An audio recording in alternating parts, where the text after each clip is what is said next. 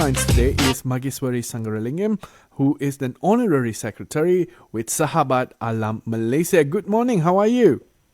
Hi, good morning. Good morning. I'm fine, thank you. All right. So, microplastics, this is something that is very, very, very, very evident nowadays. And let's start off with the questions, right? When we think of plastic pollution, we normally think of plastic bags littering our streets or plastic containers washing up on our beaches. Still, there are nearly invisible plastics in our food, water, and air, and even our clothing, which is otherwise known as microplastics. Can you tell us about microplastics and how do they end up in our food? Okay, so plastics have become very pervasive in our societies and also the environment. Mm-hmm. There are many types of plastics and used in many, many sectors. So microplastics are fragments of any type of plastic which is less than 5 millimeter in length. Yeah, so they come from a variety of sources, including from larger plastic debris that degrades into smaller and smaller pieces, or also from the resin pellets used for plastic manufacturing. And then there's also microplastics which are formed during plastic recycling processes. So in addition, there are also microbeads, which is a type of microplastics. These microbeads are tiny pieces of plastic that are added as exfoliants to health and beauty products. Such as cleaners and toothpaste. There's also microplastics in your toothpaste. These tiny particles will end up in water bodies and then actually later on pose a potential threat to aquatic life and birds because they can mistake these microplastics for food. Okay, how do we get microplastics into our body? We ingest microplastics when we eat and drink, including from food packaged in plastics. Studies have found microplastics in bottled water, bottled beverages like beer, wine. There's also commercial fish and shellfish and other food.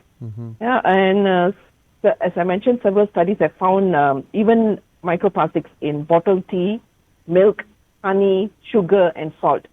One study, actually, how they did the study, they found that steeping plastic tea bags, because not all tea bags are made from other materials. There's also plastic tea bags. You steep that in hot water, it releases about 2.3 million microplastic particles. Wow. These are microplastics. If you're looking into nanoparticles, it was about 14.7 billion nanoparticles in 1 cup of tea. And then there's also another study that found that, infants, now they are being fed using plastic baby bottles. So from sterilizing these plastic bottles, babies can also ingest as many as 3 million microplastic particles per day. So this is really very concerning. So this is how microplastics can end up in our food. And it really sounds quite scary as well because the numbers are all in the millions and the billions. And let's talk about the microplastics that are most commonly found in food. What are those? What types are those?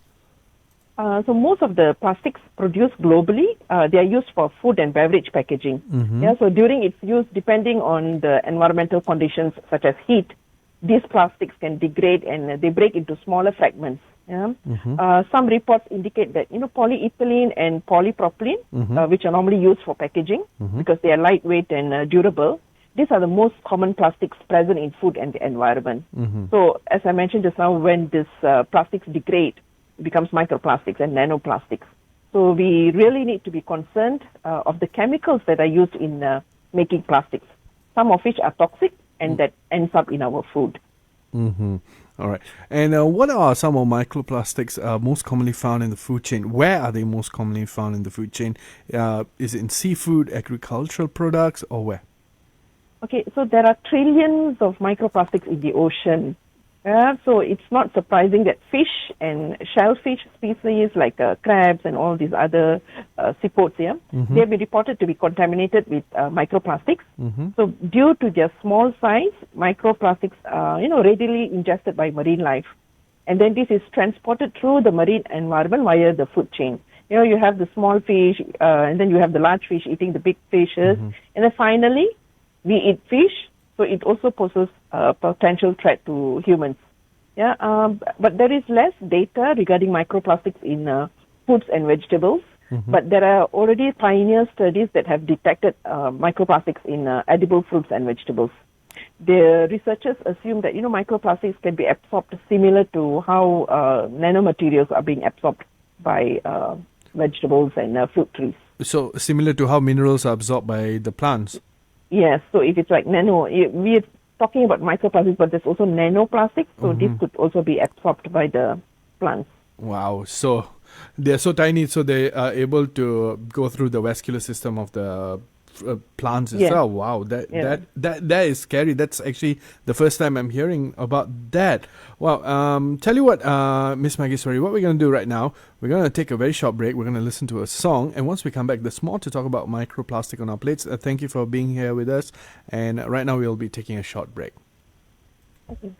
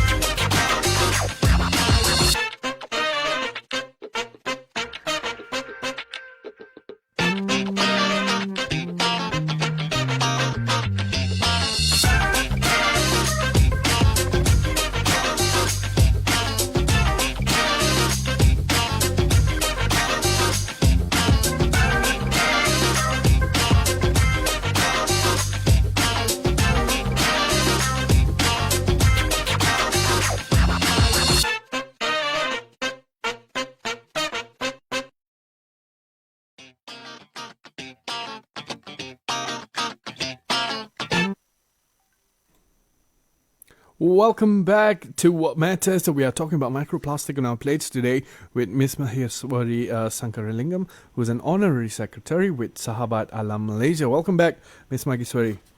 Hi, fantastic. Right. So let's talk about the microplastics, right? And of course, what are some of the substances that are being released from microplastic? Yeah, as I mentioned earlier, plastics contains a lot of chemicals.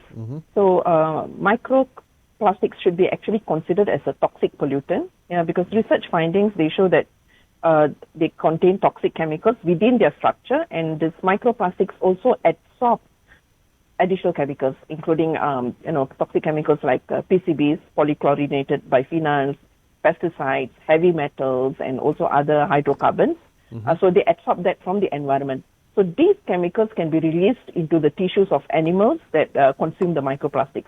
And this is responsible for the harmful health effects. So there have been research showing that, they have observed, changes in development, physiology, and gene expression, from these animals that have consumed microplastics. Okay. So in sense, it acts as a sponge, and just the particle itself that is dangerous, but it also brings in a lot of other chemicals alongside it as well. Yes, so it has its chemicals and also absorbs more chemicals and then releases it when we consume. Right. And how does it get to the environment?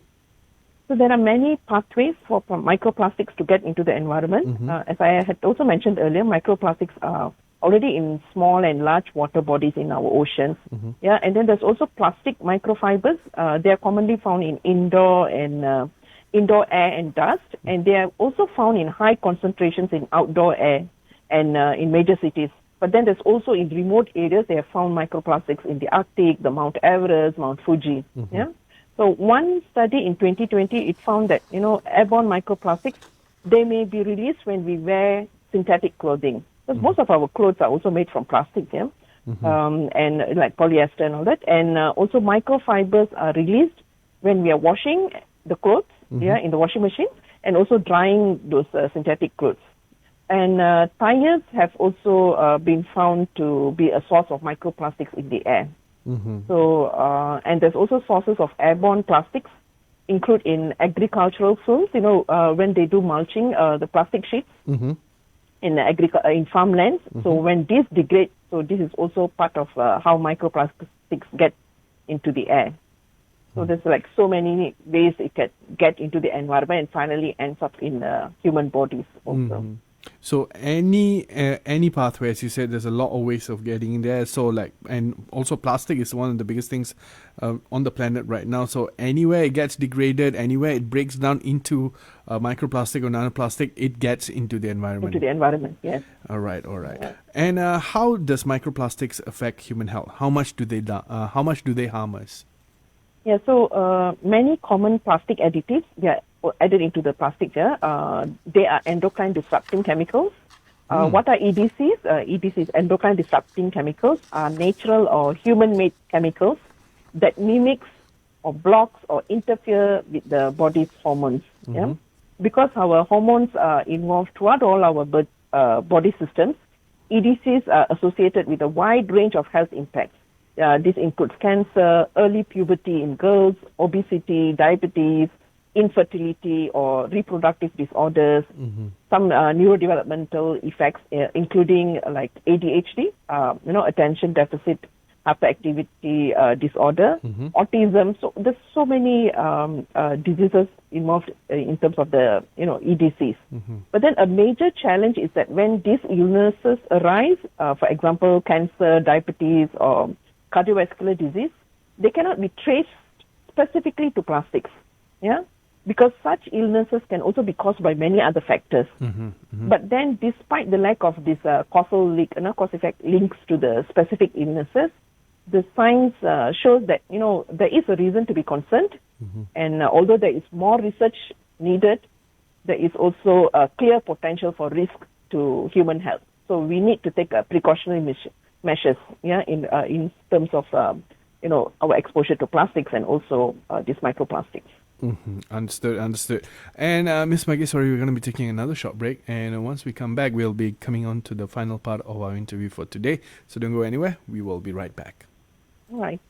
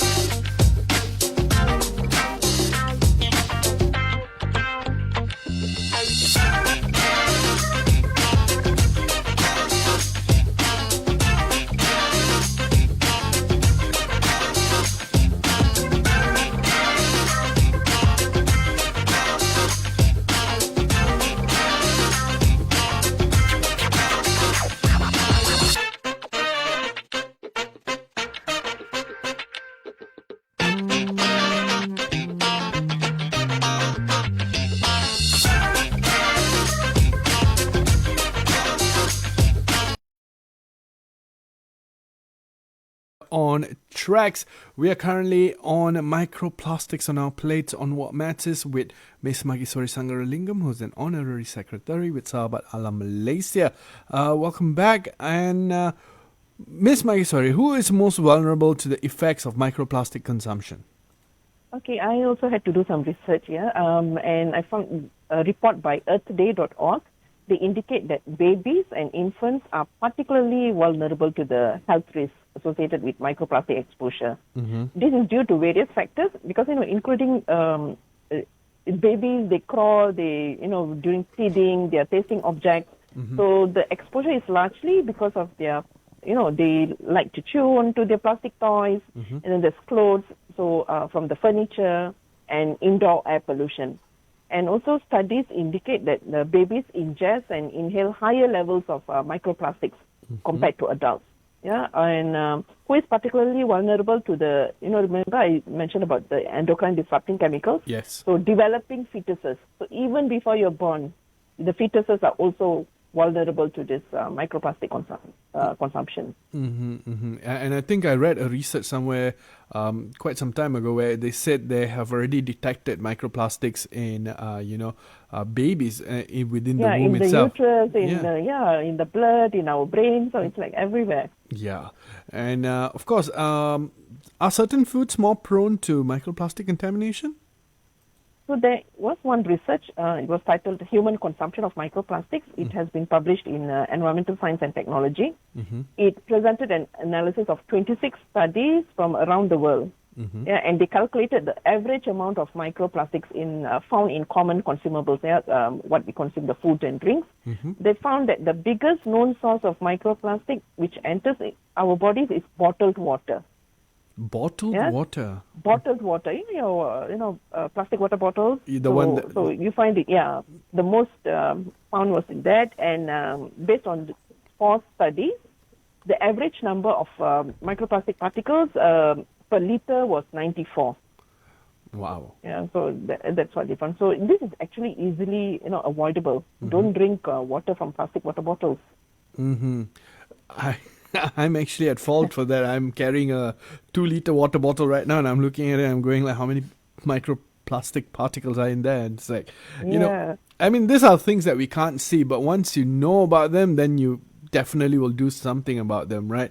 And when it comes to the state of our Earth, right, people like us, we all often feel helpless and don't realize that small cumulative actions can add up to significant changes over time. What is one thing our listeners can start doing to change the trajectory of our planet, especially in the sense of microplastics? Okay, so we need to break free from plastics. There is a global movement in terms of this, to break free from plastics. And globally, a significant reduction in virgin plastic production and consumption is needed. So we need to replace plastic containers and products with safer, durable materials. For instance, you were saying you are using a plastic water bottle. You can replace that with stainless steel, or drink from glass, whatever. So, and you can also replace plastic baby bottles with glass bottles. When we were growing up, it's like, there were no plastic baby, these are bottles. So we used to drink from glass bottles. And you can also bring your own containers, preferably non-plastic, to pop out your food. And avoid microwaving or heating food or water in plastic. Sometimes there are the containers, they say it's microwave safe, but you should avoid heating plastic. And globally, there is this negotiations which is ongoing for a global plastics treaty. This would be a legally binding instrument to address plastic pollution in its entire life cycle. So we need to support for a strong treaty that has binding measures, and we are calling for a binding measure to cut plastic production. So what Malaysians can do is write to the Malaysian government or sign petitions, which is calling for a strong treaty that limits plastic production and consumption. So you stop using plastic wherever which is possible, and then you can also write to the government, Malaysian government or also other governments. There are a lot of petitions going on calling for a strong treaty. So this is what we can do. That is true. Yes, that is true. For me personally, I've already done the food container thing. I only use glass food containers. I try and use as little plastics as I can nowadays. But then, unfortunately, for water bottles, I still think I am using it. But you know what? I'm going to order my stainless steel bottle in just about a bit. Right. Yeah. Miss Mageswari, thank you so much for your info and your insight today. And before we wrap up, anything else that you would like to add for our listeners? Okay, the main challenge I can see is that microplastics and nanoplastics, they're impossible to avoid because it is everywhere. Yes. Yeah? But however, we can reduce the risk of exposure because more plastics means more microplastics, and then there's more pollution and contamination of our food and drinks and our environment. So this affects our health and the environment. So the best way forward is for consumers to use less plastic, and also ultimately we transition away from plastics. This has to be a global action that is being taken. So that is why we are pushing for this, robust global plastics treaty. Absolutely. Thank you so much for your time. Thanks so much for talking to us about this, and hopefully we can have you in the studio next time, and we can talk even more about microplastics and also other initiatives. And with that, I think it's about time that we end our interview for today. Thank you for having me. Thank you. Right. Have a good day. Bye bye. Have a nice day. Yeah. So that was Mageswari Sangaralingam, who is an honorary secretary with Sahabat Malaysia. We spoke about microplastic on our plates. It is quite dire, it is quite scary, but you know what? We can do something about it. Reduce the use of plastic. If one person did it, not much can be seen, but if everyone did it, the changes can be quite monumental, right? So with that, it's about time we get on back with the music. I'll be back in the next hour. Don't go anywhere. You're currently listening to Tracks.